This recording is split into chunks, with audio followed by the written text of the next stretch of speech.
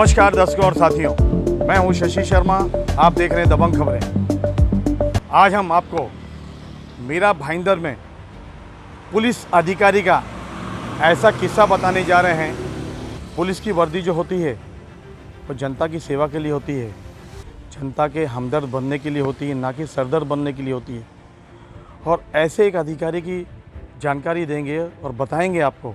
हमारे पास CCTV footage हैं किस तरह से रात के अंधेरे में भाईंदर पश्चिम के पीआई चंद्रकांत भोसले ने पहले तो भाईंदर पश्चिम में एक उद्योगपति उनको रात के अंधेरे में 2 बजे उनके घर में महिला पुलिस अधिकारी और कांस्टेबलों को भेजकर उन्हें उठाया और कहा कि बॉम्बे मार्केट आइए, आपको साहब ने बुलाया है।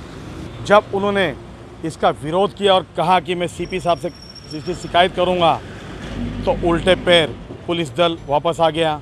उसके पश्चात भी इनका मन नहीं भरा, ये उत्तन गए क्योंकि नाइट राउंड में थे। और उत्तन से आते वक्त इन्होंने एक लॉज है वहाँ पर अपनी गाड़ी रुकाई, उत्तन पुलिस वालों को बुलाया।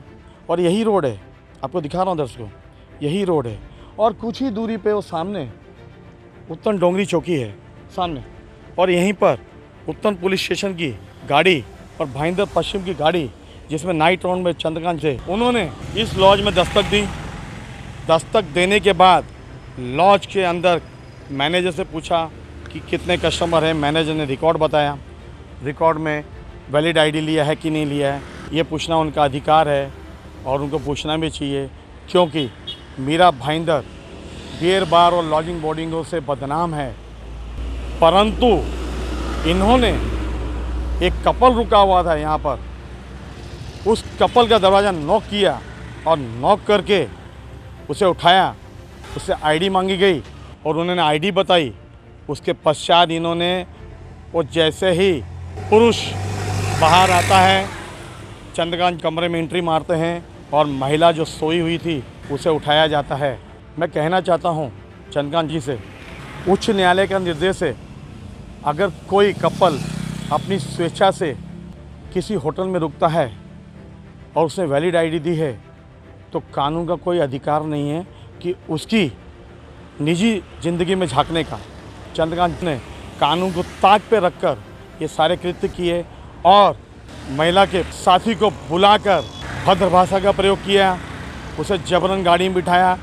महिला के मित्र को आधे घंटे तक इसी जगह पे रात को प्रताड़ित किया। इन्होंने एसीपी शशिकांत भोसले जी से बात की, ऐसी जानकारी हमें मिली है। जब इन्हें कुछ नहीं मिला तो उसे धमकी दी और कहा 15 दिनों के अंदर या तो तुम रहोगे या तो मैं रहूँगा, मैं देखता हूँ।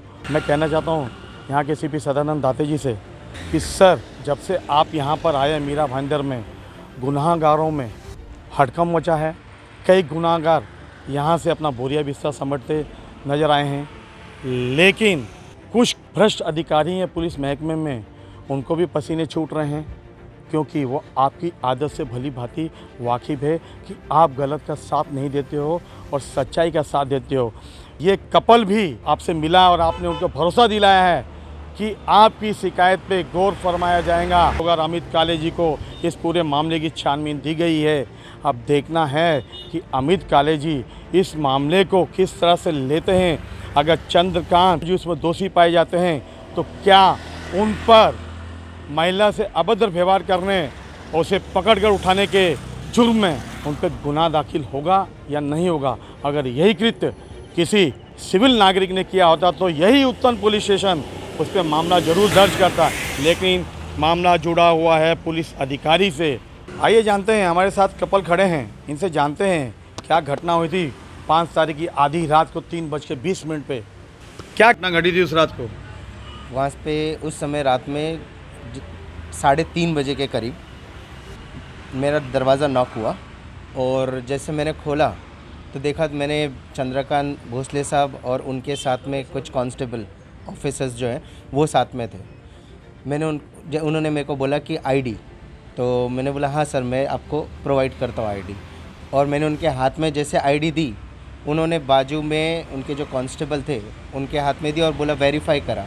और मैं उनको नाम और अपना ये बता ही रहा था, तब तक वो अंदर घुस के डायरेक्टली इनके बेड के पास जाके इनको उठाया और बोले कि हे उठ। तो ये अचानक से उठे और इन्होंने डायरेक्टली मेरे को बुलाया। तो मैंने बोला सर आप अंदर क्या कर रहे हैं सर? सर ये लेडीज़ है अकेली, आप लेडीज़ बिना लेडीज़ कांस्टेबल के आप डायरेक्टली अंदर आ रहे हो, ये गलत बात है।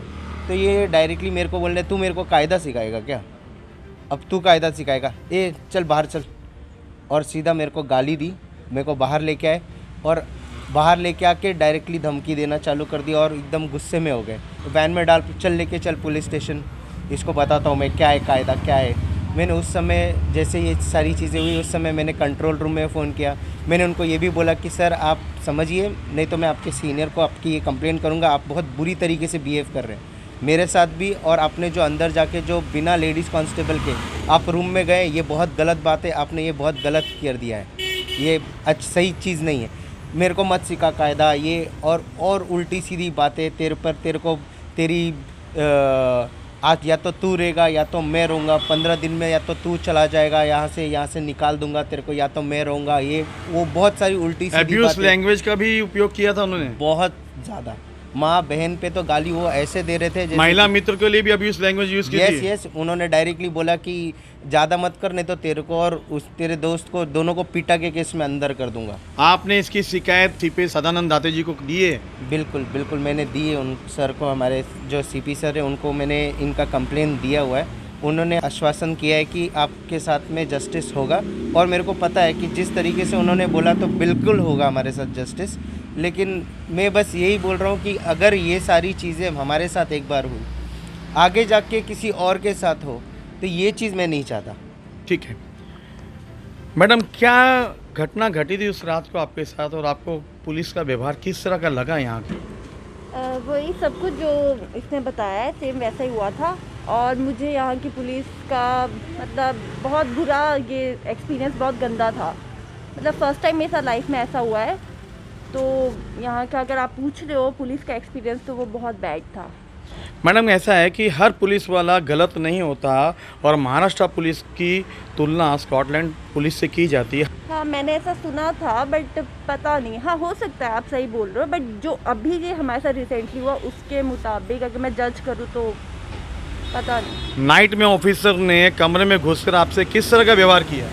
मतलब बहुत बदतमीज़ी से उन्होंने ये सब कुछ किया। लाइक मुझे उठाने का किसी को राइट नहीं दिया है किसी को भी। तो एकदम से आके बेडशीट निकाल के मेरा हाथ पकड़ के खींचना, लाइक ये बहुत बुरा था। देखिए किस तरह से महिला ने बताया है कि उसको आधी रात के वक्त उसकी बेडशीट हटाकर उसे हाथ से पकड़कर उठाया और बदतमीज़ी से पेश आए, अब्यूज लैंग्वेज का भी उपयोग किया गया। बड़ी शर्मनाक घटना है। महाराष्ट्र पुलिस की तुलना स्कॉटलैंड यार्ड से की जाती है और डिसिप्लिन में महाराष्ट्र पुलिस नंबर 1 में आती है। लेकिन पर प्रांतीय महिला के साथ जो घटना घटी है और उसके दिल में जो बात चुभी है, वो आखिर तक उसके दिल में वही रहेंगी कि महाराष्ट्र पुलिस का व्यवहार पर प्रांतीय के लिए गलत है, जबकि ऐसा नहीं है। यहाँ सदानंद दाते जी ने चार्ज लिया है सीपी के रूप में, वो बिल्कुल नहीं चाहेंगे कि उनके अधिकारी इस तरह की घटनाओं को अंजाम दे और महाराष्ट्र पुलिस पे ऐसे दाग लगे। इन कपल्स को न्याय मिलेगा। सर आप इस पूरे मामले में गहन छानबीन कराइए और सत्यता को बाहर लाइए और जो भी दोषी है उसको सज़ा दिलाइए, नहीं तो पुलिस महकमा इसी तरह बदनाम होता रहेगा। सर हमने इससे पहले नवगढ़ पुलिस स्टेशन की खबर चलाई थी कि गुटखा माफिया किस तरह से पुलिस को बदनाम कर रहा था, उसका पर्दाफाश किया था। मैं ये नहीं कहना चाहता हूँ हर पुलिस वाला गलत होता है, लेकिन कुछ चंद्रकांत भोसले जैसे पुलिस अधिकारी है जिनकी वजह से पुलिस महकमा बदनाम हो रहा है, उन्हीं के गुनाहों पे पर्दा डालने की कोशिश यहाँ के इंचार्ज प्रशांत लांगी जी कर रहे हैं, जो इस महिला के साथी को धमका रहे हैं और कहते हैं पहले जो ठोकूंगा फिर बात करूंगा। मैं कहना चाहता हूँ प्रशांत लांगी से, क्या करके गए हो, यहाँ का जुडिशन आपने किया हुआ है, परंतु इस तरह की भाषा आपको सभ्य नहीं देती, शोभा नहीं देती। ये कोई क्रिमिनल नहीं है। हर व्यक्ति को अभिव्यक्ति की आज़ादी है, उसे अपने जीने का अधिकार है, वो अपने तरीके से जी सकता है, लेकिन उसके जीने का अधिकार छीनने का आपको कोई अधिकार नहीं है। कैमरामैन प्रभात मित्रा के साथ शशि शर्मा।